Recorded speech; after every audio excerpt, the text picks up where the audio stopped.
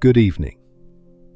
Wherever you are tonight, maybe sitting in your kitchen with the lights dim low, maybe parked under a quiet streetlight, or maybe lying in bed with the weight of the day still resting on your chest, I'm glad you're here. This place is for the words that have been locked away, for the truths someone has carried alone for years. They aren't written to be forgiven. They aren't written to be fixed. They're written because sometimes the only way to live with what you've done is to finally let it out. Today, I received a letter. It's from a man who once loved his wife with everything he had. He writes about the early days, a small apartment with paint still fresh on the walls, the sound of her laughter echoing down the narrow hallway, mismatched coffee mugs because they couldn't afford a full set. And yet, they were happy. But then, there was one night. One moment of weakness, one choice that he thought he could bury forever. She never knew, not then, not ever, but he knew. And over the next 3 years, that secret became a shadow inside him. It cooled his touch, it dimmed his voice, it turned his eyes away, even when she was standing right in front of him. He isn't writing to her tonight. She's gone now, her life somewhere else entirely. He's writing because silence has punished him more than the truth ever could. And maybe, if you listen, you'll understand that sometimes what destroys everything isn't the mistake you made, but the person you became after. This is his letter. I still remember the first winter we spent together. We didn't have much, just a second-hand couch that sagged in the middle, a tiny kitchen where 2 people could barely stand without bumping into each other, and an old space heater that groaned like it was working far too hard. But somehow, it felt perfect. She would make coffee in the mornings, always too strong, and hum quietly while waiting for it to brew. I used to watch her from across the room, the steam curling up between us, thinking to myself that if life could just stay like this, I'd never ask for anything more. We didn't care about the leaky faucet, or the peeling paint, or the fact that we had to stack books under the bed frame to keep it from wobbling. We were building something together. Or at least, I thought we were. Back then, I couldn't have imagined how fragile it all really was, how one single choice could take those mornings, those small moments, and turn them into something I could no longer touch, without feeling the weight of what I'd done. If I could go back to that cramped little apartment, with the smell of burnt toast and coffee in the air, I think I'd tell myself, don't do it, don't risk it, because you'll never get this back. It didn't happen all at once. There was no loud argument, no breaking point you could see from the outside. It was little things. The way I started working later than I needed to. The way she began eating dinner alone more often. The quiet car rides, where we used to talk about everything, but now just filled the space with the sound of the radio. I told myself it was just the stress. Work was demanding, money was tight, and everyone said marriage had its ups and downs. But deep down, I knew something else was happening. I was pulling away, not because I stopped loving her, but because I was afraid. Afraid she could see the cracks in me. Afraid she'd look too closely and realize I wasn't the man she thought she'd married. So I smiled when I didn't feel like smiling. I kissed her goodnight while my mind was somewhere else entirely. And she tried to reach me. God, she tried. But I was already halfway gone. It was a business trip, just 2 days out of town. I told her I'd be back before the weekend, and she kissed me goodbye like she always did, soft, trusting, without a hint of doubt in her eyes. The hotel bar was crowded that night. Too much laughter, too many drinks. and a loneliness I didn't even know I'd been carrying. I met someone. It wasn't planned. It wasn't anything really, not at first. Just two strangers talking about work, about life, about how tired we both were. But then there was a hand on mine, a look that lasted too long, and I didn't move away. I could tell you I wasn't thinking. I could tell you it didn't mean anything. But the truth is, in that moment, I made a choice I can never take back. The elevator ride, the room key, the door clicking shut behind us. It's strange how quiet a room can feel when you're doing something that will echo for the rest of your life. The moment it was over, the silence felt different. Not the kind of quiet that comforts you, but the kind that presses in, like the walls themselves know what you've done. She was still talking, laughing softly about something I can't even remember now. But her voice felt far away, like it was coming from another room, another world. I stared at the ceiling, the cheap hotel light buzzing faintly above me, and all I could think about was her, my wife, sitting at home, maybe reading a book, maybe waiting for my call, trusting me. I told myself I'd never let it happen again, that this was a mistake. One moment, one lapse, one thing I could lock away and never touch again. But even then, even as I promised myself, I knew something had shifted inside me. You can't cross a line and still be the same person on the other side. The first morning back home, everything looked the same. The same coat hanging by the door, the same smell of coffee drifting from the kitchen, the same sound of her humming as she flipped pancakes, still in her old college sweatshirt. But I was different. She turned when she saw me, smiled that smile that had been mine for years, and kissed me good morning. And for a moment I thought I could bury it, hide the truth behind that kiss. But my hands hesitated on her waist, just enough for her to notice. In the days that followed, the smallest things started to feel dangerous. When she reached for my phone, my chest tightened. When she asked how my trip was, I found myself looking away, offering answers that felt too rehearsed. I laughed at her jokes, but never too loudly, afraid she'd hear something hollow beneath the sound.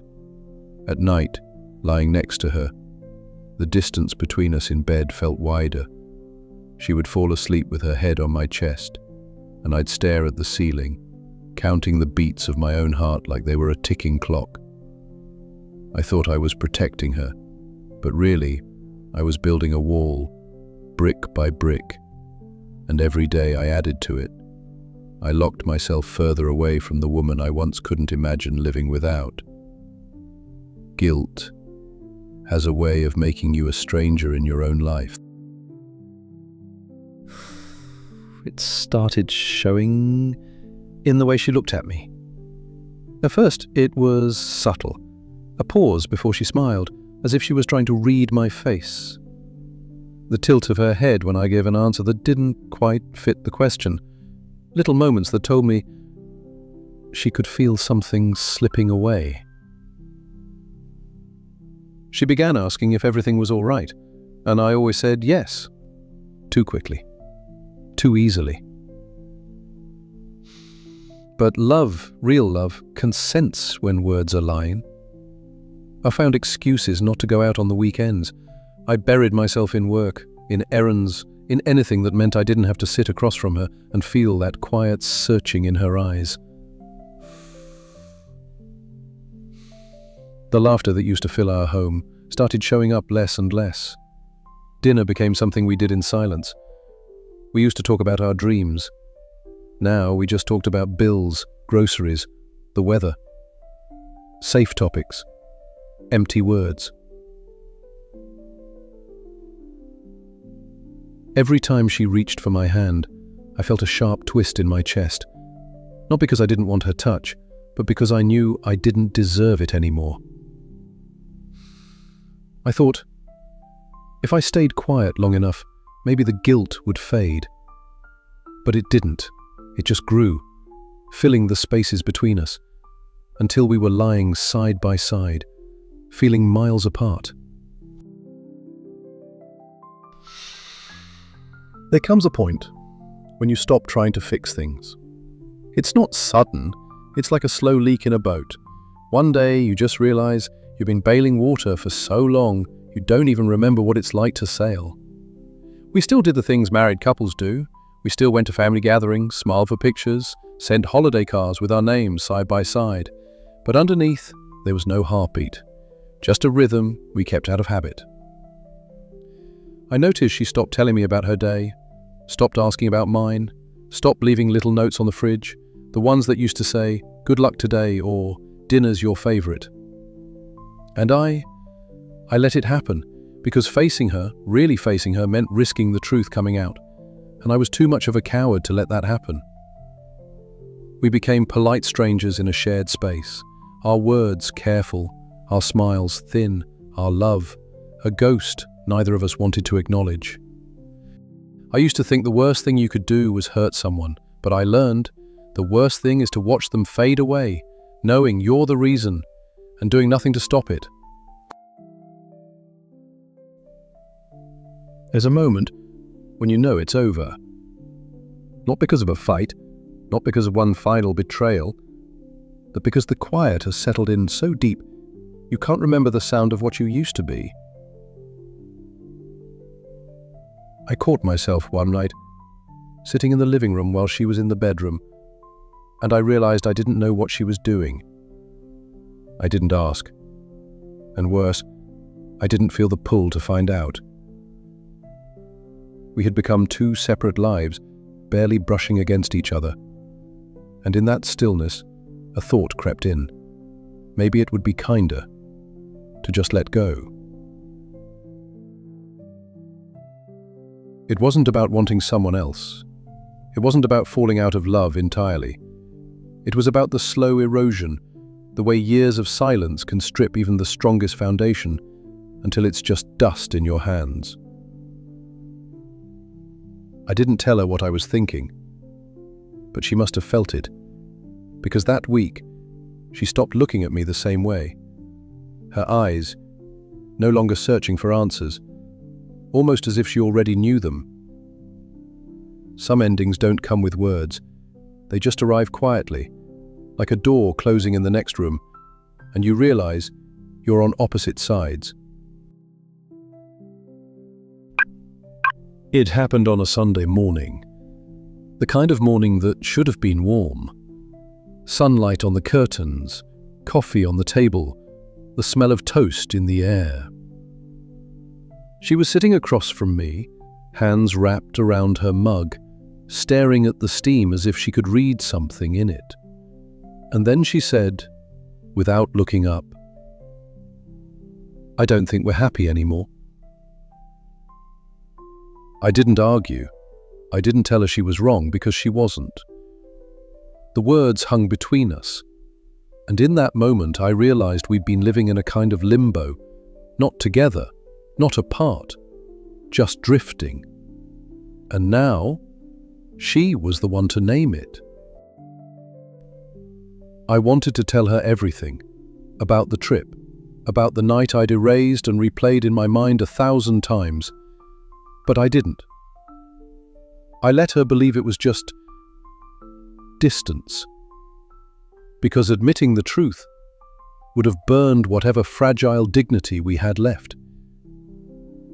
She didn't cry, neither did I. We just sat there, sipping our coffee, like two people politely agreeing to end something that once meant everything. A week later, the boxes came out. It's strange how quickly a home can turn into a place you're just passing through.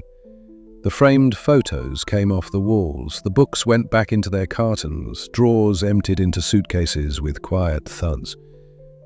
We didn't fight over anything. We didn't even talk much, just moved around each other in silence like strangers packing after a long trip. I found her scarf at the back of the closet, the one I bought her on our first trip together. I held it for a moment, and then folded it, placed it in her pile without a word. The last night the house felt too big. We ordered takeout, ate at opposite ends of the couch, and watched a movie neither of us paid attention to. Every sound, the clink of a fork, the crinkle of the paper bag, felt amplified, as if the walls were memorizing our goodbye. When morning came, the moving truck arrived. She hugged me once, brief, polite, no tears, then she was gone. And just like that, the life we'd built over years fit into a few cardboard boxes and drove away. After she left, the silence was different.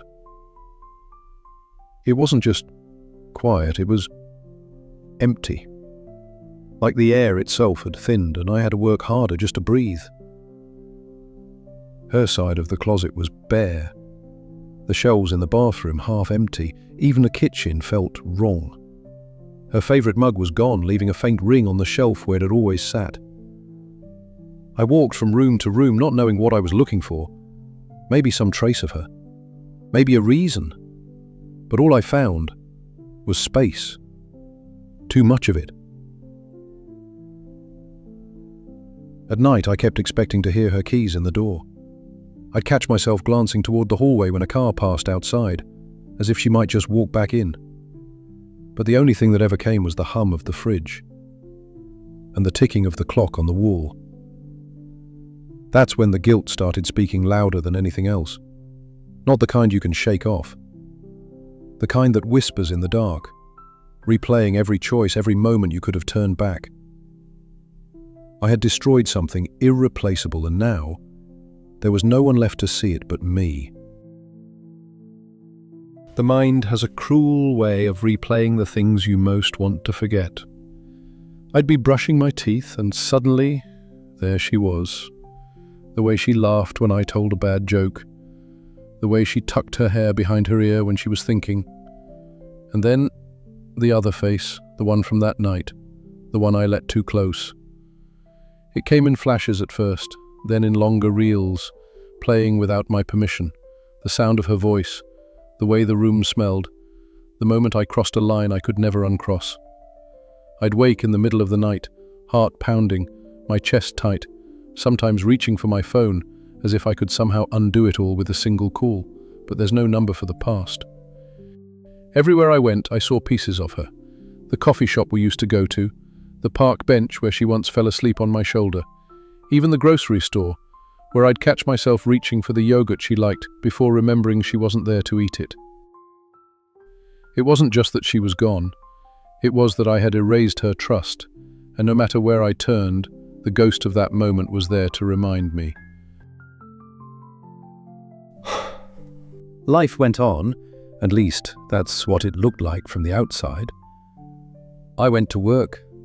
I paid the bills, I nodded in conversations, laughed when I was supposed to. To anyone watching, I was fine. But inside, I was living with someone I couldn't escape. Myself. There's a particular kind of shame that doesn't fade. It's not loud, it doesn't shout at you, it just sits there. Like a weight you carry everywhere. I stopped looking in the mirror for too long, because when I did, I didn't see the man I thought I was. I saw the man who lied, the man who broke a promise, the man who, when faced with the choice to be faithful or selfish, chose selfish. Friends would ask if I'd heard from her. I'd shrug, change the subject. Because how do you tell someone you're the reason the best part of your life is gone? The truth is, it wasn't just my marriage I destroyed. It was the version of me that she believed in. And I still haven't figured out how to live with the one that's left. People tell you to move on. They make it sound like packing a bag, like you can just fold up the past and leave it by the door. So I tried. I joined a gym, went out with friends more often, let people introduce me to someone they thought I'd like.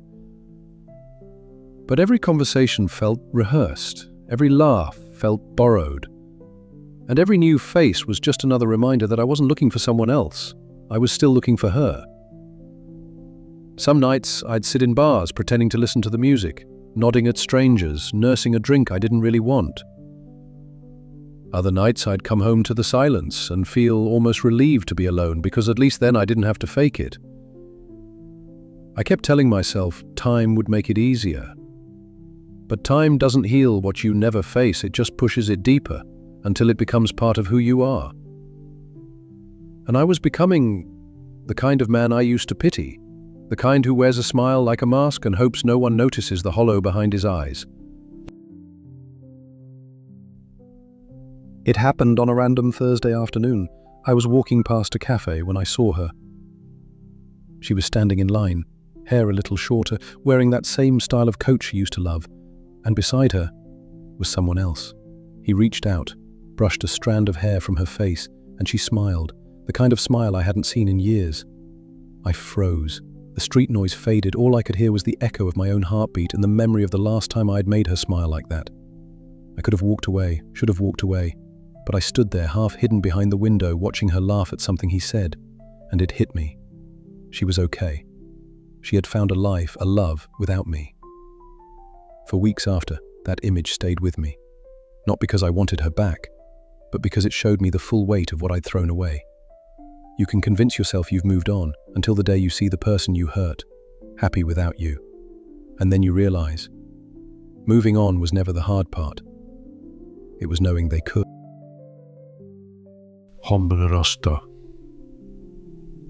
After that day, the city felt different. Every street corner, every shop window seemed to reflect her absence back at me. I started avoiding the cafe, the whole block even. Not because I was angry, but because I didn't trust myself not to look for her. It's strange how you can miss someone you told yourself you'd already lost. Nights were the worst. I'd lie in bed, staring at the ceiling, wondering if she ever thought about me at all. If she ever remembered the small moments, the way I made her tea when she was sick, the notes I used to leave in her bag, or if those memories had been replaced, one, by someone else's.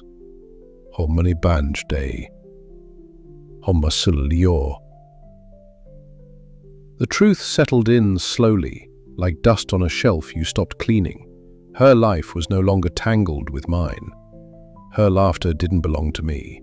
Her mornings didn't start in the same kitchen, and there was nothing left for me to fix, because she didn't need me anymore. It should have been freeing. Instead, it felt like the final seal on a door I'd been pounding on for years. And when the quiet came back that night, it felt heavier than ever, because now I knew it wasn't just the marriage that was gone, it was any chance to make it right. I don't remember the exact moment I decided to write this letter. Maybe it was after another sleepless night. Maybe it was after realizing there was no one left I could tell the truth to, except the page. For years I kept my secret locked away, like a dangerous animal, feeding it with silence, hoping it would starve. But guilt doesn't starve. It grows. It learns to live in the corners of your mind, waiting for the quiet to crawl back out. So I sat down, pen in hand, and started with her name. Just her name. Even writing it felt like opening a wound I'd been pretending was healed. The words came slowly at first, not because I didn't know what to say, but because every sentence felt like another layer of armor I had to strip away. I wrote about the night it happened, the excuses I told myself, the lies I repeated until they felt true. I didn't write for forgiveness. I don't believe I deserve it. I wrote because carrying this alone had turned me into someone I barely recognized. And maybe by the time I reach the end of this letter, I'll finally be able to look in the mirror and see more than just the man who broke everything. If you're reading this, I want you to know I never planned for it to happen. I never woke up one morning and thought, Today, I'll throw everything away. But it did happen, and the moment it did, I became a stranger in my own life. I smiled at you across the dinner table, kissed you goodnight, while carrying a truth I knew would destroy you. I told myself I was protecting you by keeping it hidden, that knowing would only hurt you. But the truth is, I was protecting myself. I was afraid to see what you would look at me and see. I saw the changes in your eyes. The way you asked if I was tired, if something was wrong, I kept saying no. And every no was another brick in the wall between us. I want you to know, it wasn't because I stopped loving you. If anything, that love made the guilt worse. It made it harder to stand in the same room with you and pretend. You deserved the truth years ago. But I was too much of a coward to give it to you, and now all I have left is this letter. I've lived these years like a man serving his sentence. No walls, no bars, just the constant presence of what I did. It followed me into every conversation, into every moment of quiet. Even laughter felt like trespassing, as if I had no right to it anymore. Birthdays, anniversaries, family gatherings, I was there in body but somewhere far away in my head. Because no matter how bright the room was, there was always a shadow that didn't belong, and it was mine. I tried to outrun it, worked late, fill my calendar, surround myself with noise so I wouldn't have to listen to my own thoughts. But guilt doesn't care how busy you are.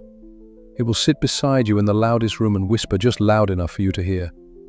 And over time that whisper became who I was. Not a husband, not a friend, not even a man with a future, just the man who cheated. That's why I'm writing this. Because if I can't undo the past, maybe I can stop it from eating what's left of me. If these words ever find their way to you, I want you to know this. I'm not writing to ask for forgiveness. I lost the right to that a long time ago. I'm writing because I need you to hear, even if only once, that you were never the reason I strayed. You gave me more love than I knew what to do with, and somehow, I still broke it. I see now how selfish I was, not just in the moment I betrayed you, but in every day that followed when I chose silence over honesty. I told myself I was sparing you pain, but the truth is, I was sparing myself the sight of your hurt. I hope life has been kinder to you since. I hope you found someone who looks at you the way I should have, without doubt, without fear, without the shadow of betrayal. I will carry this for the rest of my life, not as a punishment, but as the only proof I have left that what we had was real, and that losing it was the greatest cost I'll ever pay. Goodbye, in the truest sense, not because I want to leave, but because I know I already have. Adam's voice, steady but reflective. That was the letter. No signature, just a folded page that had clearly been carried around for a long time, creases worn, edges soft. I've read a lot of letters over the years, but some stay with you differently. This one, it wasn't just an apology. It was a man putting himself on trial and handing down the sentence in his own words. We like to think we know what regret looks like, a tearful confession, a moment of breakdown. But often, it looks more like this, a quiet voice on paper, admitting the one thing they can't take back.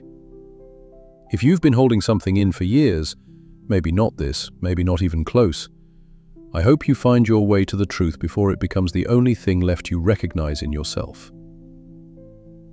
And if you were the one who was hurt, I hope you found a life that doesn't leave room for the shadow they left behind.